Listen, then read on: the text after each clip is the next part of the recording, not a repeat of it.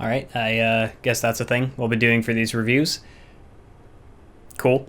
I know some call me Johnny did it first, but I couldn't resist. Of all the video game franchises out there, there are a few that hold a more special place in my heart than others. Stuff like The Legend of Zelda or Sonic the Hedgehog, things I grew up with. But there was one franchise that I didn't get into until my later teen years, but I was enraptured the moment I stepped foot into this universe that I had in front of me. Space pirates, biologically engineered weapons, exploration, discovery, and impossible odds, all stacked against one bounty hunter. This is, of course, the Metroid series, and starting this year, I'm going to be dedicating every month of October to this franchise. This year, we're going to be tackling the first 5 games in the main storyline in order of their release. Not going over the remakes, ports, or the Prime series just yet, but we will get to those in the years to come. As for now, welcome to my first ever Metroid Month.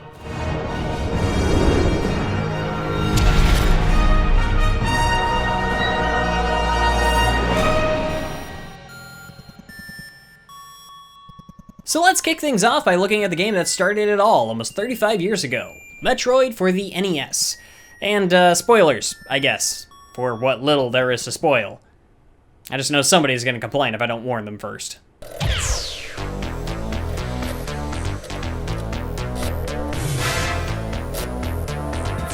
The Metroid series is unique among Nintendo's lineup. While the company is usually known for their games full of bright colors, inviting locations, and characters of whimsical fun, Metroid was the weird kid in the room when it hit store shelves in 1986. It took elements from Mario and Zelda, those being the plump red plumbers platforming, mixed with Link's knack for exploration and growing arsenal of items, but also added in elements from a popular film series that debuted the decade prior.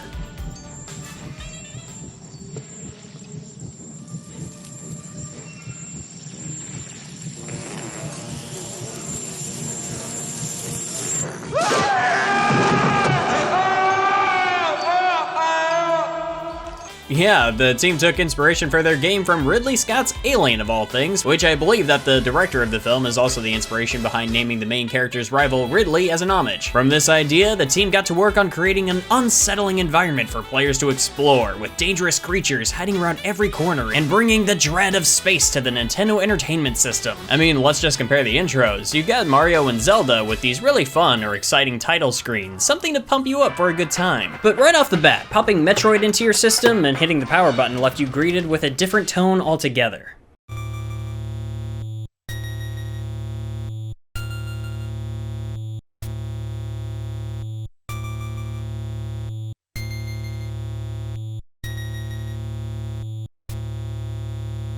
This title screen was meant to spook you. It's an indicator that the adventure you're about to embark on is one of isolation and peril, and I love how different it is from the rest of Nintendo's library. Not that this is a straight-up horror game, though I do think that the Metroid series is the closest Nintendo ever got to developing within that genre. While there is a rather threatening overtone to the overall experience, there's still a sense of grandeur added to the series. The story of the original game begins with the worlds of the galaxy uniting together under a galactic federation, but tensions begin to rise as space pirates have been causing trouble across the cosmos, and the most recent problem they've gotten into is the acquisition of an incredibly dangerous species known as Metroids. These creatures can latch onto their victims and suck the very life force out of them, and to make matters worse, they can multiply rapidly when exposed to beta rays and are virtually indestructible. The Metroids were discovered by the Galactic Federation on planet SR-388, but it looks like the creatures managed to wipe out the entire population of the planet, meaning the space pirates could potentially use them as a devastating biological weapon. The Federation tries to attack their base on planet Zebes, but were unsuccessful. With few options left, they turn to a solitary bounty hunter known as Samus Aran to send to Zebes, infiltrate their base, kill their generals, and destroy their leader, an artificial intelligence known as Mother Brain. And as Samus Aran is one of the few beings in the known universe capable of destroying the Metroids, the hunter is instructed to annihilate any of the creatures found on the planet to keep them from spreading across the galaxy and causing unknown levels of destruction. Not a lot of the story was actually explained in the game itself. The most you get is this little blurb of text on the title screen that issues Samus's orders and gives you some vague idea of what the events of this game are. Everything else is found in this adorable little booklet. Certain details would be expanded on later in the series, the history of this universe, the origins of the Metroids, and even Samus Aran, but as this was the beginning of the bounty hunter's adventures, everything here was left somewhat ambiguous and unspecific. There's even a couple of key phrases and words in the manual chosen to deceive the player, but more on that later, yeah? So once you make it to Zebes, how are you expected to fight an army of space pirates or a legion of life-absorbing alien creatures?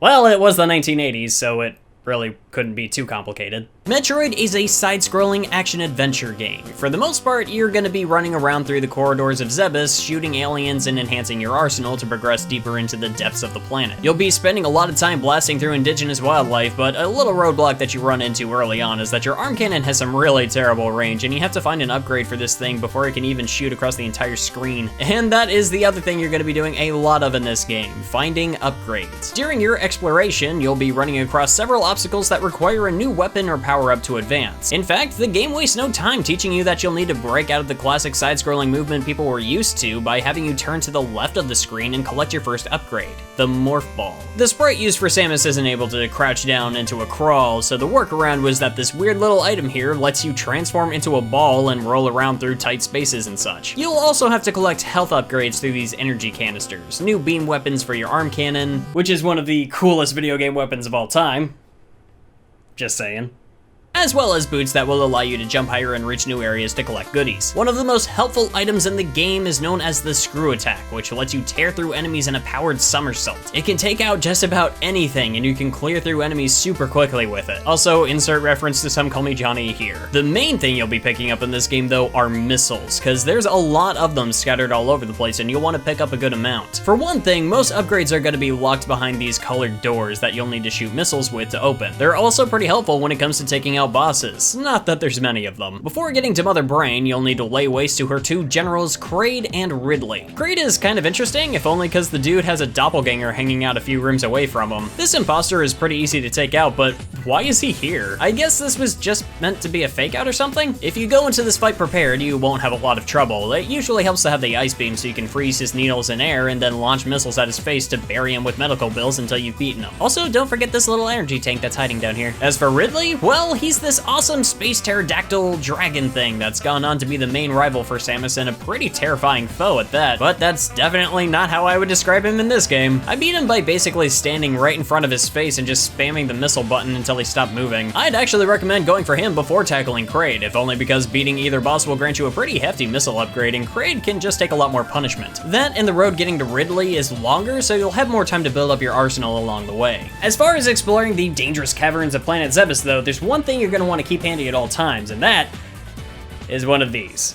I really hope there aren't any purists yelling at me right now, but look. Metroid was developed during a very different time in the game industry. New games weren't coming out every week like they do now, so they needed to be designed to keep the player entertained for a pretty substantial amount of time. That usually resulted in padding and lots of it. You can tell the team was struggling to build enough assets to create a full living world for the player to explore because the copy and pasting is off the charts here. I swear I've walked into this room like 5 times in the last 10 minutes. What also doesn't help is that at the time, this game really wasn't designed with a method to organically convey to the player where they should be going next, so everything is super open and obtuse, and there's some areas you really would have absolutely no idea to pass through if someone didn't tell you or you didn't fall into it by accident. At times, this game isn't even just cryptic, it's downright stupid. I can't even imagine how long it must have taken some kids to find all this stuff back in the day with no help. I'm sure some of them brought out the graph paper and some pens to make a layout for themselves, but these days, just print out a map. It makes the whole adventure a lot more comfortable, and it'll help you find your way to progress. I know that a huge part of the Metroid franchise is exploring the unknown and discovering items and passageways for yourself, but in this game, you're really not going to be exploring as much as just stumbling around until you accidentally go the right way. Even then, because so many of these areas look exactly the same, you'll probably have a tough time figuring out where you are, and that's even if you are using a map. Once you find your way around this labyrinth and kill off the 2 big bosses, you have to backtrack towards the beginning of the game to make it to Torian, where Mother Brain is waiting. It can be a long trek back, so I usually just get myself killed so I get respawned at the beginning of the area. It's a lot faster, but it does respawn you with just a sliver of health, so I always leave this one energy tank at the beginning of Brinstar for last so I can get a quick refill before heading to the final area. Once you open the passage that was blocked by these statues of Ridley and Kraid, you can now enter Torian, and the namesake of the game finally shows its face. Metroids are not something you really want to toy around with, because these suckers are fast, and if they latch onto you, the only way to escape is by dropping into your Morph Ball form and planting some Morph Ball bombs to get them off. Then you have to act really fast to take them out before they latch onto you again and drain your life in a matter of seconds. The only thing Metroids are weak to is extreme cold temperatures, so you have to freeze them in place with your ice beam and then lay them full of missiles. To gripe about that for just a moment though, there is a powerful arm cannon upgrade called the Wave Beam you can collect before coming here, but it's not going to do anything to Metroids. There's more than one place to pick up the ice beam, but it's not going to do you any good if you didn't already know you need to swap back to that weapon before coming into the final area. This is something the other games in the series would address, but here it is pretty clunky design. After risking your life through hallways full of Metroids, you finally make it to Mother Brain herself. She can't fight back, but that's okay because she's got tons of defenses set up around her, like these barriers that take a ton of missiles to destroy, guns coming out of the walls, these spaghetti-o looking things called Rinkas,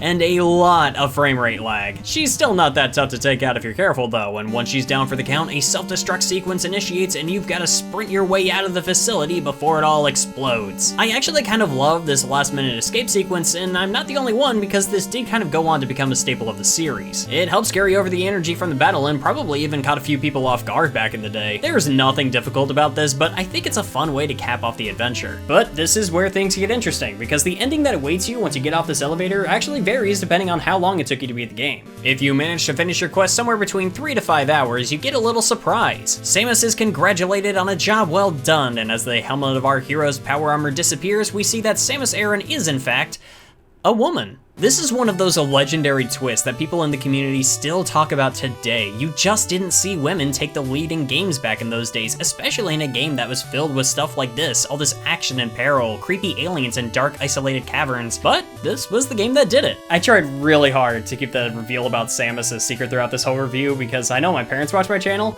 and they have no idea who Samus Aran is, let alone that she was a woman, so I thought they would think it was a nice surprise. Pretty sure that everybody else watching this review already knew that though. If you manage to beat the game in an even shorter amount of time though, you still get different endings. Beat the game in under 3 hours and you'll see Samus without her armor and in this Bailey suit. But if you beat it in under 1 hour, she's in a bikini. Yeah, it was the 80s.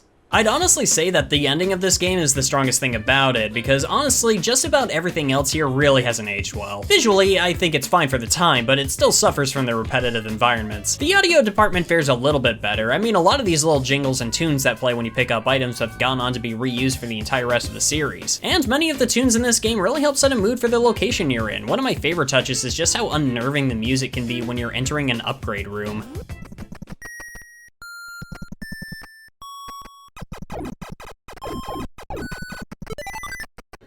Spooky. That being said, as good as some of these bass compositions are, they can get grating to listen to after a while, and the poor NES sound chip isn't helping much. Those high pitches can get really tough to listen to. Beyond that, the obtuse and confusing layout was definitely a product of its time, and compounding on that issue is the fact that you can't even save traditionally in this game. Well, unless you have the Famicom version from Japan for some reason. No, instead you have to use this good old password system, and I've had something to say about how I feel about those in the past. It did lead the way to some really cool tricks with passwords, like the Justin Bailey code. Nobody knows for sure why it's called this, but it lets you play the game as Samus outside of her power suit, and her hair is green. Probably color palette limitations on the older hardware, I don't know. It still looks cool. There's also another code that can crash your game, and I'm not gonna show the whole thing here, cause again, my mother is watching this. But no, really, jokes aside, I don't know what the story is behind the Engage Ridley code, but please don't use it. You might break your cartridge, or at worst, your system. I've even heard of it breaking 3DS systems for people who try to use it on the Virtual Console. Nintendo must just not like that kind of language.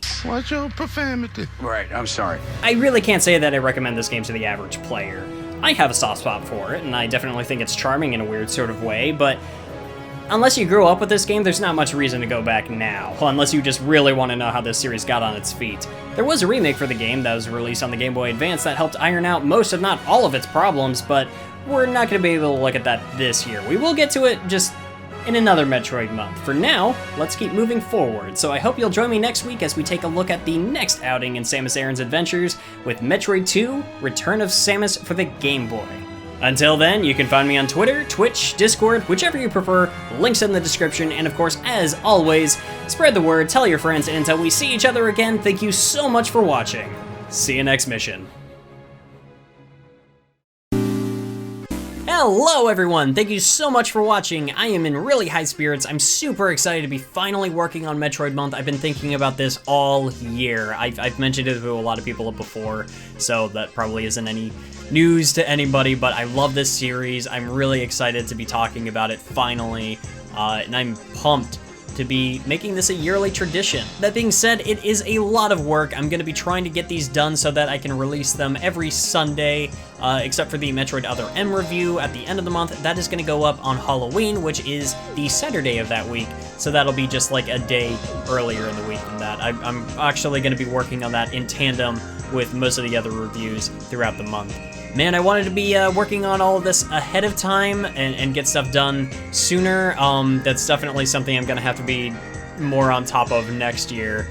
So I'm gonna be crunching a bit this year. It's gonna be down to the wire for like basically every video, and then in November I can finally rest. But I am more than happy to be here working on this. I'm having a lot of fun, and of course I could not do it without viewers like you and my Patreon supporters like Patricia Marcoux and Christine Larkin, my lovely top tier patrons for this month. Thank you so much for your continued support. I hope that you guys enjoy this as much as I do, and oh, I am so excited. So I hope you'll join me next week. We're going to be talking about Metroid 2 for the Game Boy. And yeah, I'm just gonna go ahead and get started on working on that. Well, with all of that said, thank you so much for watching. I have been Wayne. I do not feel bad about using a map for this game. And oh boy, that Other M review is gonna be a doozy. All right, peace.